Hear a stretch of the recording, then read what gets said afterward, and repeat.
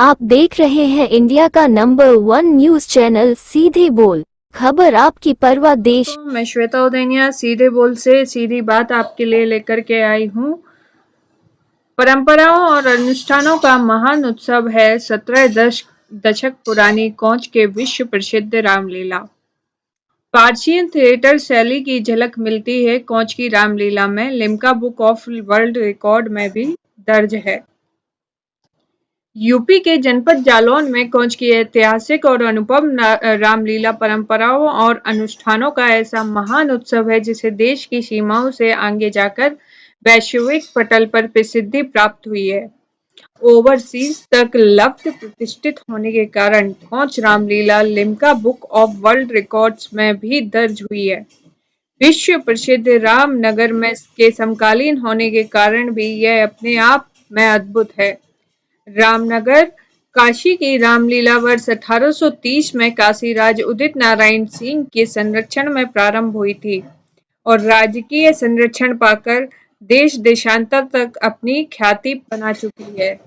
जबकि साल 1852 में शुरू हुई कौच की रामलीला मात्र जन सहयोग से पोषित होकर बिना किसी राजकीय संरक्षण के अपना पुराना वैभव बनाए रखने में सफल है। इसके विभिन्न मैदानी आयामों ने इससे देश की मैदानी रामलीलाओं के शीर्ष पर प्रतिष्ठित करने में अपना महत्वपूर्ण योगदान दिया है। कौच की रामलीला में पारसीय रंगमंचीय शैली बिल्कुल स्पष्ट दिखाई देती है। महत्वपूर्ण यह भी है कि 171 वर्ष पूर्व स्थापित परंपराएं और अनुष्ठान आज भी उन्हीं मान्यताओं के साथ कायम है, जो निश्चित रूप से इस रामलीला की बहुमूल्य थाती है। कौच ऋषि की तपस्थली के रूप में विख्यात कौच पौराणिक एवं और ऐतिहासिक धरोहरों को लेकर बुंदेलखंड में अपनी एक अलग पहचान कायम रखने में सफल तो है ही, साथ ही साथ सांस्कृतिक चेतना का भी यह एक महत्वपूर्ण केंद्र है, जहां 171 सालों से अनवरत मंचित होती आ रही रामलीला यहाँ की बहुमूल्य सांस्कृतिक धरोहरों में शुमार है। कौच रामलीला का संचालन यहाँ की गल्ला व्यापारियों की संस्था धर्मदा रक्षणी सभा में अपने संस्थानों से वर्ष 1927 से करती आ रही है। कौच की रामलीला का इतिहास भी कम विचित्र नहीं है। यह रामलीला पहले नगर से 3 किलोमीटर स्थित ग्राम परनरी में होती थी, जिसे देखने के लिए कौच के से भी तमाम धर्मनिष्ठ और रामलीला प्रेमी जाते थे। जब वर्ष 1852 में वहां रामलीला का आयोजन चल रहा था, जिसे देखने कौच के कुछ लोग गए हुए थे, किसी बात को लेकर आयोजन कमेटी के लोगों के बीच विवाद हो गया और वह विवाद इतना बढ़ गया कि वहां रामलीला हो पाना संभव नहीं रह गया। तब कौच के नए गए लोगों ने वहां की आयोजन कमेटी की से आग्रह किया कि अगर पड़ेरी में रामलीला का मंचन संभव नहीं हो पा रहा हो तो वे इसे कौच ले जाने की इच्छा रखते हैं। पड़ेरी के आयोजकों को उनके इस प्रस्ताव पर कोई आपत्ति नहीं हुई और इस तरह यहाँ के धर्मनिष्ठ चौधरी बिहारी लाल गौड़ और उनके साथ गए चौधरी दिलीप सिंह व उनके अन्य साथी वहां से राम लक्ष्मण भरत और रिपु दमन और जानकी के सजीव श्री विग्रहों को कंधों पर लाद कर कौच लाए थे। इन सभी सजीव श्री विग्रहों, जिन्हें कोच रामलीला की भाषा में मूर्तियां कहा जाता है, को चौधरी की हवेली में विश्राम दिया गया था। यहाँ के इतिहास के जानकारों की अगर माने तो इस रामलीला का प्रारंभिक कालखंड श्री रामचरितमानस के माध्यम से नगर के प्रमुख मंदिर, पवित्र स्थलों एवं बाग बगीचों में भगवान राम की मनोहारी लीलाएं संपन्न होती थीं। बाद में भूतपूर्व honorary Magister doctor Ganesh Prasad Pathak के पूर्वज राम गोपाल पाठक और सद प्रयासों से रामलीला स्टेजबद्ध हुई। सिरसा श्रीशा दोगड़ी के ठाकुर विष्णु दयाल सिंह के भ्राताश्री ने एक बड़ी द्रव्य राशि भवन निर्माण अर्थ प्रदान की थी। सन 1911 में आसपास श्री रामलीला का प्रबंधन संचालन पंडित मजबूत सिंह तिवारी रईस के हाथों में था, जिन्होंने अपने दायित्व को पूरी निष्ठा और ईमानदारी के साथ निर्वहन किया। उस समय तक रामलीला का संचालन स्वतंत्र हाथों में था। बाद में सन 1927 में गल्ला व्यवसायियों द्वारा धर्म अर्थ कार्यों के लिए स्थापित की गई धर्मदाय रक्षणी सभा के हाथों में रामलीला का संचालन सौंप दिया गया, जो आज भी जारी है। अयोध्या शोध संस्थान के सर्वे में देश की सर्वश्रेष्ठ मैदानी रामलीला है। इस अनूठी रामलीला को लेकर गौड़ वंशीय अतुल चतुर्वेदी, जिनके पूर्वज बिहारी लाल गौड़ 1852 में इस रामलीला को कोंच लाए थे, बताते हैं कि कोंच रामलीला न सिर्फ बुंदेलखंड या उत्तर भारत बल्कि समूचे देश में ही अपने विशिष्ट मैदानी आयामों की वजह से भारत के सर्वश्रेष्ठ मैदानी रामलीला का खिताब पा चुकी है। कोंच की रामलीला में 3 मैदानी आयामों के मेले के रूप में मंचित किया जाता है। अपने आप में अनूठी इस मैदानी मंचनों के कारण इसे यह विशेष दर्जा अयोध्या शोध संस्थान द्वारा वर्ष 2009 में दिया गया था। इसके लिए शोध संस्थान ने देश भर की मैदानी रामलीलाओं का सर्वेक्षण कराया था। राम वनवास के बाद अश्विनी शुक्ल तृतीया को कस्बे के चंदेल कालीन सागर तालाब में गंगा पार मेले का आयोजन किया जाता है, जिसे देखने के लिए तालाब के किनारों पर हजारों की भीड़ जुटती है। इसके बाद अश्विनी शुक्ल षष्ठी को सीताहरण, मारीचवध और रावण जटायु युद्ध की गड़ी मैदान के मेले के रूप में दर्शाया जाता है। मुस्लिम बहुल इलाके में होने के बावजूद हिंदू मुस्लिम भाईचारे की एक अनूठी मिसाल के रूप में मुस्लिमों की इसमें सक्रिय सहभागिता रहती है। सबसे रोचक मैदानी आयाम दशहरा मेला होता है। राम रावण युद्ध में सजीवता लाने के लिए रावण और मेघनाद के विशालकाय पुतलों को गाड़ियों पर बांधकर मैदान में दौड़ा कर युद्ध का सजीव चित्रण किया। दशहरा मेला ग्राउंड धनुताल के मैदान में पूर्वी छोर पर 50 फीट ऊंची लंका दृष्टव्य होती है, जिस पर जनक नंदिनी सीता को विराजमान कराया जाता है और यहीं पर रावण का सैन्य शिविर प्रतिबिंबित होता है, जबकि मैदान के पश्चिमी छोर पर राम का सैन्य शिविर लंका विजय हनुमान मंदिर पर दृष्टव्य होता है। मेघनाद की अमोघ शक्ति से लक्ष्मण का अचेत होना, हनुमान जी का संजीवनी बूटी लाना, भरत का हनुमान पर बाण प्रहार और मेघनाद वध के उपरांत सुलोचन का विलाप जैसे दृश्यांकन इस मेले को बहुत ही खास और प्रभाव उत्पादक बना देते हैं। मेला देखने के लिए कोंच नगर और आसपास के ग्रामीण अंचलों की कमोबेश 40 से 50 हजार की भीड़ जुटती है।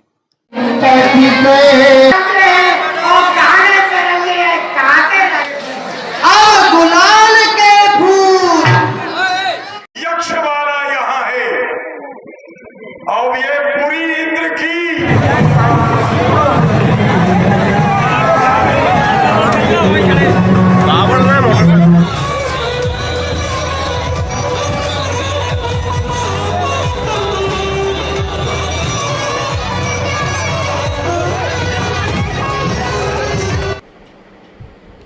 अब हम आपकी मुलाकात अतुल चतुर्वेदी जी से कराते हैं, जिनके पूर्वज कोंच रामलीला को 1852 में यहाँ स्थापित जिन्होंने की थी। हम अतुल जी से जानना चाहेंगे कि कोंच रामलीला के बारे में क्या खास विशेषताएं हैं।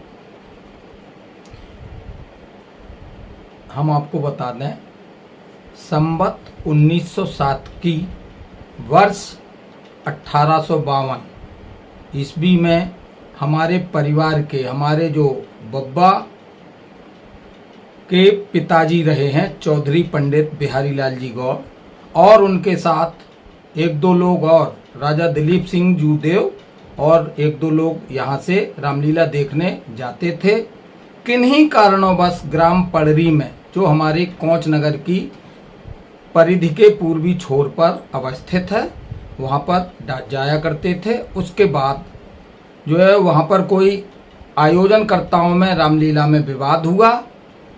हमारे बब्बा ने ये प्रस्ताव रखा कि अगर आपके यहाँ रामलीला अगर विवादित हो रही है तो कृपया क्या हम इसको अपने कोच ले जा सकते हैं। तो वहाँ के जो आयोजक मंडल रहा है उसने जो है सहर्ष उसको स्वीकार किया। राजा दिलीप सिंह जूदेव के साथ पंडित चौधरी बिहारी लाल गौड़ सजीव विग्रहों को अपने कंधों पर लादकर कोच लाए थे।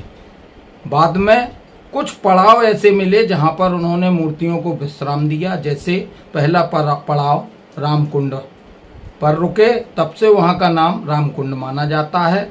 उसके बाद दूसरा पड़ाव जो भगवान मार्केट आज रामगंज मार्ग मोहल्ले में स्थित है, वहां पर मठिया भगवान श्री राम की आज भी बनी है, दूसरा पड़ाव है। और तीसरा पड़ाव आकर रामलीला भवन और पंडित महादेव प्रसाद चौधरी की हवेली। तब से लेके अनवरत लगभग 73-74 वर्ष 1925-26 तक रामलीला का समस्त कार्यक्रम चौधरी की हवेली के तहखाने से ही आयोजित होता रहा। बाग बगीचों, कंदराओं और गली कूचों में यहाँ की रामलीला आयोजित की जाती थी। और जब एक समय ऐसा आया कि आर्थिक संसाधनों की कमी महसूस की गई तो मन्नूलाल चौधरी जो हमारे बब्बा के सुपुत्र थे, चौधरी मन्नूलाल जी गौड़, वो भी साहित्यकार और लावनीकार रहे हैं, ख्याल गायक रहे हैं। उनको भी रामलीला का शौक रहा है। उन्होंने रामलीला आयोजित कराई और उसके बाद जब वो असहाय हो गए आर्थिक संसाधनों के कारण, तो सभी कोच के गणमान्य नागरिकों को शामिल करके उनको बैठ के एक मशवरा लिया गया, सलाह ली गई और उक्त रामलीला को आर्थिक संसाधनों के चलते धर्मादा रक्षणी सभा का गठन किया गया। उसमें ये रामलीला सौंप दी गई। ऐसे कौन सी खासियत है इस रामलीला में कि इसे विश्व प्रसिद्ध रामलीला कहा जाता है? Limca book of world record में ये रामलीला दर्ज है। कौन सी ऐसी खासियतें हैं जिनकी वजह से इसको ये ख्याति मिली? यहाँ की रामलीला पारसी शैली पर आधारित है और जो भगवान श्री का विग्रह बनाए जाते हैं, सजीव विग्रह बनाए जाते हैं, वह 10 वर्ष से लेके 14 वर्ष के बीच, 15 वर्ष के बीच बालक सजीव विग्रह बनाए जाते हैं जो श्री राम, लक्ष्मण, भरत और रिपुदमन व माँ जानकी का किरदार निभाते हैं। सबसे अच्छी परंपरा यही है कि अगर मेरा बच्चा किन्हीं कारणोंवश वहाँ सजीव विग्रह में चयन कर लिया जाता है तो हम उस किरदार को अपने बच्चे के रूप में नहीं, एक सजीव विग्रह भगवान और ईश्वर के रूप में मानते हैं और उनको पूजते हैं। और दूसरी बात यहाँ की विख्यात है कि चाहे डॉक्टर हो, शिक्षक हो, बाजार में इंजीनियर हो और व्यापारी हो, कोई भी हो, यहाँ की ये रीति आज भी चली आ रही है। ऐसी रीतियाँ और परंपराएं ऐसी चल रही हैं जिनके कारण यहाँ की रामलीला प्रसिद्ध है। और वर्ष 2009 में यहाँ की रामलीलाओं से प्रभावित होकर अयोध्या शोध संस्थान के निदेशक योगेंद्र प्रताप सिंह थे। उन्होंने कुछ ऐसी चीज़ें देखी, कुछ अच्छी परंपराएं देखी और जो मैदानी रामलीलाएं 3 आयोजित की जाती हैं उनमें भी अच्छी खासियत रही है और रहती है। यहाँ का जो दशहरा राम रावण का युद्ध होता है उसको चलायमान किया जाता है। रावण हर जगह आपको देखने को मिलेगा कि खड़ा करके जला दिया जाता है, लेकिन हमारे यहाँ की ये अनूठी परंपरा है कि रावण और मेघनाथ के पुतले जो 30 फुट से लेकर 40 फुट तक बनाए जाते हैं वो दौड़ाए जाते हैं। हाथी पर हनुमान और लक्ष्मण जी सवार रहते हैं और 32 कहारों को लेकर जो विमान लेकर चलते हैं 32 कहार, उनको उस पर जो है राम और लक्ष्मण जी विद्यमान होते हैं। राम रावण का युद्ध होता है। एक सरयू पार का मेला जो हमारे यहाँ अनूठा कहलाता है, उसमें भगवान सरयू पार करते हैं। पूर्वी सागर तालाब के जो चंदेलकालीन तालाब है उसके पूर्वी छोर पर बलदाऊ धर्मशाला जो धर्मादा रक्षणी सभा द्वारा संचालित है, पश्चिमी छोर पर नगर पालिका परिषद का कार्यालय है। उस बीच में जो सागर तालाब है वहाँ पर सरयू पार किया जाता है। बाकायदा नाव बनाई जाती है और उस नाव में मूर्तियों को बिठाकर सरयू पार कराया जाता है, जिसमें हमारे परिवारीजन मूर्तियों के साथ बैठकर उनको चंवर डुलाते हैं। धन्यवाद।